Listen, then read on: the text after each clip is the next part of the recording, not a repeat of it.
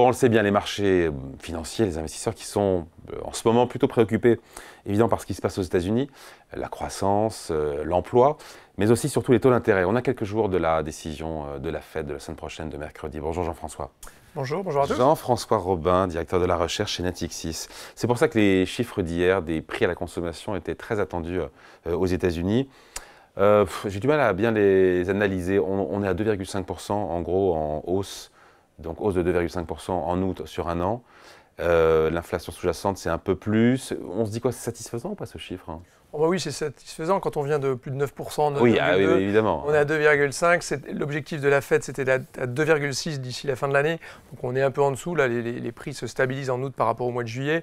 La petite inquiétude d'hier, c'est que les prix moins volatiles sont un peu en train de remonter, mais c'est essentiellement dû au prix, ce qu'on appelle le shelter, donc tout ce qui est lié aux loyers, les loyers et les prix des transports, aviation. J'écoutais avec attention l'interview d'avant. Voilà, les prix des billets ont quand même réaugmenté typiquement aux États-Unis cet été, et donc ça se retrouve un peu dans l'inflation. Mais si vous enlevez ça, les 2/3 du panier de l'inflation sont eux en baisse, en désinflation. Donc pour moi, ça ne change absolument pas la donne par rapport à ce qu'on attend de la Fed du 18 septembre. Ils feront 25 et pas 50. Et encore hier, avant les chiffres, le marché était coupé en 2,50-50 entre ceux qui imaginaient 0,5% de baisse pour mercredi prochain et l'autre 0,25. Hier, l'option 50 points de base est passée à la trappe. Pourquoi? C'est passé à la trappe. Voilà, ce matin, je regardais juste avant de venir, on a un petit 30 points de base, donc c'est-à-dire qu'on n'est pas... 30 points de base, c'est-à-dire? C'est-à-dire qu'on attend 30 points de base de baisse de la Fed, ouais, en moins. C'est-à-dire que 25 BP, c'est fait sûr pour les marchés. Il y a de petites probabilités que ce soit plus. Il y a pas mal de gens aux États-Unis ce matin, hier, qui disaient, suite aux chiffres, quand même, il y a pas mal de théories de gens au sein de la Fed qui pensent qu'ils font front-loader, c'est-à-dire aller faire vite un mouvement de 50. Nous, depuis le début, avec les économistes aux États-Unis, on ne croit pas à ce scénario-là. La réalité de l'économie américaine, c'est que l'inflation diminue, la croissance, elle, se tient très très bien. Le taux de chômage remonte, certes, mais on est vraiment sur des niveaux tout à fait Donc il n'y a pas besoin de baisser de 50. Aller trop vite. Donc ils vont faire, moi ce qui me semble le plus important, c'est... En plus, rien n'est balisé. Ça pourrait être mal interprété, 50 points de base. C'est ça, on voit bien que les marchés sont volatiles, on a vu ça le 5 août, mais on a revu ça encore la semaine dernière. Il y a quand même de la volatilité dans les marchés, avec ce qui se passe sur les valeurs technologiques par exemple, qui sont très dépendantes des taux d'intérêt. Donc il n'y a pas vraiment matière, à mon avis, pour eux d'aller surprendre le marché ou de faire une grosse baisse des taux, même si historiquement, quand ils se retournent dans le cycle, ils font souvent des baisses de 50, parce que souvent on s'arrête peut-être un petit peu loin, donc il vaut mieux commencer vite. Et puis surtout, n'oubliez pas qu'il n'y a que 3 meetings d'ici la fin d'année. Et donc là, on sent bien quand même que les taux d'intérêt, quand vous avez 2,5% d'inflation et que vous êtes à 5,25 de taux d'intérêt, vous avez des taux réels très élevés aux États-Unis. Donc il est grand temps. Donc ça plaide pour une baisse de 50. Certes, voilà. Et puis l'élection américaine, je pense pas que... Et voilà. Et ce que j'allais dire, c'est que, en fait, pourquoi les gens pensent qu'il y a 50, c'est qu'on va se retrouver avec 3 meetings d'ici la fin de l'année.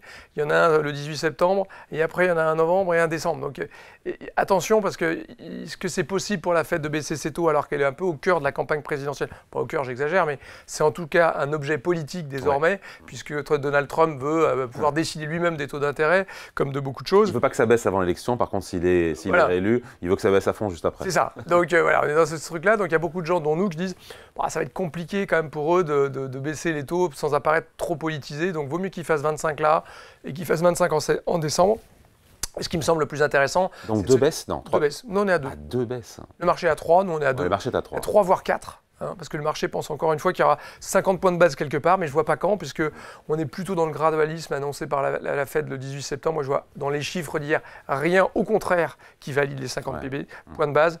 Donc honnêtement, je pense que notre scénario du 25 points de base qu'on a depuis maintenant de longs mois tient complètement la route. Il est on the money, comme on dit, et je crois que c'est un peu ça qui va se passer sans surprise le 18 septembre. Ce qui me semble plus important, c'est jusqu'où ils vont baisser.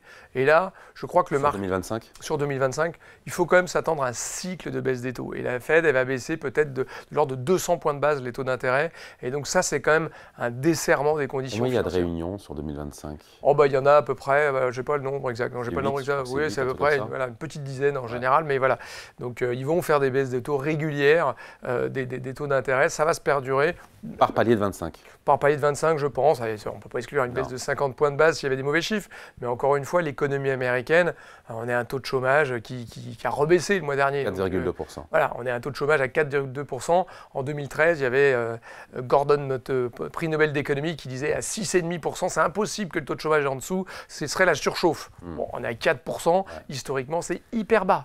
Bon, après, il y a l'autre sujet qui intéresse les marchés. Et d'ailleurs, il y a eu ce débat, je ne sais pas si vous l'avez vu, entre Kamala Harris et Donald Trump, qui est censé éclairer un peu les investisseurs sur les sujets économiques. D'ailleurs, beaucoup de thèmes importants pour les marchés n'ont pas été abordés, les droits de douane, la régulation, les impôts. Le candidat, on entend souvent que Trump, c'est le meilleur candidat pour les marchés. C'est vrai ou pas, ça?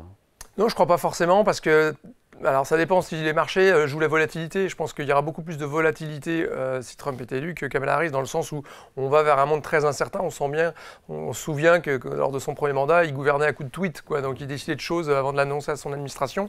Sans doute qu'il est mieux entouré cette fois-ci, mais quand même, la guerre commerciale qui ne va pas manquer d'augmenter. Encore une fois, la grosse différence pour moi entre Kamala Harris et Donald Trump, il y en a plein.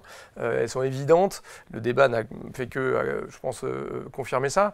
Mais il y a quand même la guerre commerciale que les droits n'ont pas baissé avec Biden, mais clairement, ils vont augmenter beaucoup plus avec Donald Trump, 10 voire 20% sur les biens importés européens, 60% sur la Chine, 100% sur les voitures électriques, 200% sur les voitures électriques chinoises, 100% sur les biens importés du Canada, du Mexique, ses principaux partenaires commerciaux.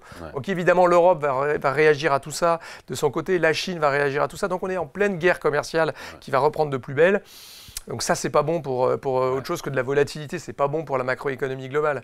Le deuxième point qui est très très différent de Donald Trump et Kamala Harris, c'est probablement tout ce qui est lié à l'environnement. Pour l'instant, Kamala Harris ne dit rien là-dessus parce que c'est pas très populaire. Elle a été obligée de dire qu'en Pennsylvanie, elle serait pas défavorable au gaz de schiste, au fracking, etc.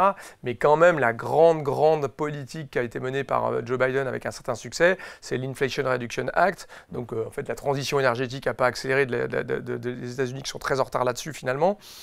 Ça, Donald Trump a clairement dit qu'il interdirait les éoliennes, puisque vous savez bien que les éoliennes, ça provoque le cancer, que ça tue les vaches, et que c'est pour ça qu'on n'a plus de bacon. Donc il interdira les éoliennes, il interdira les véhicules électriques, et il reprendra le fracking. Donc ça, c'est très très différent pour l'Europe, pour les investissements qui ont eu lieu lors de 750 milliards prévus pour l'IRA aux États-Unis. Donc ça, c'est vraiment un game changer quand même. Donc il y a un Trump trade. Le Trump trade, c'est qu'il y aura plus de déficit avec Trump qu'avec Kamala Harris, paradoxalement. Hein. Mais avec Kamala Harris, il y aura plus de hausse d'impôts sur les entreprises. Oui, justement, voilà. Donc effectivement, aujourd'hui, on aura un Trump trade qui est très différent de Kamala Harris, où on dit finalement c'est peut-être plus favorable aux entreprises et aux riches du côté de Donald Trump, et peut-être plus favorable aux PME et aux ménages américains. Qu'est-ce qui est le meilleur pour l'économie? À voir, hein. Joe Biden a plus de performances sur les stocks que n'a eu Donald Trump pendant son mandat. Donc on a beau dire que Trump a été, on se souvient que c'était son mandat, c'était le S&P, il disait. Donc évidemment, probablement que les cryptos aujourd'hui gagneraient plus avec Trump qu'avec Kamala Harris, vu son mantra là-dessus récent. Oui, récent. Jusqu'à pas loin, il était complètement contre. Là, il a dit qu'il mettrait fin au dollar digital et il arrêterait tous ces projets-là. J'étais avec quelqu'un de la Banque centrale hier, ça avance fort en Europe. Eux, ils mettront complètement fin à cette histoire-là et ils s'en remettront au Bitcoin. Bon, bonne chance avec tout ça quand vous avez besoin d'emprunter les milliards, les centaines de milliards tous les jours. Bon, un mot avant de se quitter, Jean-François, sur le pétrole qui a perdu 12% en un mois, 20 $ de baisse depuis début juillet, au plus bas depuis 2 ans. Jusqu'où ira la chute? On est sur un plancher ou ça peut rebondir? Alors nous, ça va un petit peu plus loin que ce que prévoyait mon excellent analyste Joël Hancock. On a un des meilleurs analystes chez Natixis sur le pétrole. C'est le meilleur prévisionniste depuis 3 ans. Donc pour l'instant, il se plante un peu. On était plutôt sur des trucs autour de 80. Mais effectivement, on a quand même cette idée-là qui est liée à 2 facteurs, il me semble. Hein. Le premier facteur, c'est qu'on a une demande beaucoup plus faible, ce qui laisse quand même penser que la Chine ralentit très fortement. Alors que les États-Unis, on le disait, ils vont faire 2,5% de croissance. L'Europe est à 1%. Il n'y a rien qu'à changer de ce point de vue-là. Donc c'est plutôt la Chine qui est en train de plomber le truc. Puis la deuxième chose, encore une fois, on consomme beaucoup moins d'énergie qu'auparavant. Hein. On a eu les chiffres sur le gaz, par exemple, à moins 18% en Europe. Sur le charbon, on parle de moins 40%. Et le pétrole, c'est pareil. On voit bien que les économies s'électrifient. Hein. On a tous ce débat autour des voitures électriques. On entend partout que les voitures électriques, les ventes de voitures électriques ralentissent en France. Oui, par rapport à l'année dernière, quand ça a augmenté de 35%. Mais depuis le début de l'année, en 2024, vous avez une voiture sur 5. Dans le monde, hein, pris l'Afrique, l'Inde, etc., où ils sont graves à la bourre là-dessus, qui est électrique. Donc on a un monde qui est en train de s'électrifier de façon très très rapide. Donc, je pense que le pic du pétrole, arrive beaucoup plus vite que veut bien nous le dire les pays de l'OPEP. Bon, confiant ou pas pour cette séquence Banque centrale? et la suite pour les marchés. Non, et pour les marchés, l'impact que ça porte sur les marchés actions notamment. Je pense qu'il y aura zéro surprise. On aura 25 BP de la BCE. Encore une fois, là, les chiffres, on vient de compulser les chiffres. Je vous donne un petit chiffre en avant-première. L'INSEE nous a dit qu'on serait à 1,6% en fin d'année d'inflation en France. Nous, on est même à des chiffres de 0,9% en février 2025. Ouais. Donc l'inflation, je ne dis pas que c'est fini, mais on est vraiment revenu à la jauge. Donc les banques centrales, il n'y a pas de débat. Ils vont aller graduellement, mais ils vont continuer parce que l'inflation va continuer à baisser. Ouais. Vous parlez du pétrole. La BCE prévoyait un pétrole à 78 €, le 60 $ le Brent. On est à 60, on passe sous les 70. Honnêtement, la désinflation va continuer. Ouais. Et c'est une bonne nouvelle. Ça, c'est plutôt une bonne nouvelle pour les marchés, pour les valeurs un petit peu les plus leveragées, les stocks. Donc, je ne suis pas très inquiet. Il y a un atterrissage, même pas un atterrissage de l'économie américaine. Ils vont être à 2,5. On prévoit plutôt une réaccélération des économies européennes parce qu'il y a de la désinflation, donc du pouvoir d'achat en plus. C'est plutôt pas mal. Tant mieux. C'est bien de l'avoir dit. Merci beaucoup. Point de vue signé Jean-François Robin, directeur de la recherche chez Natixis. Merci. Merci à vous.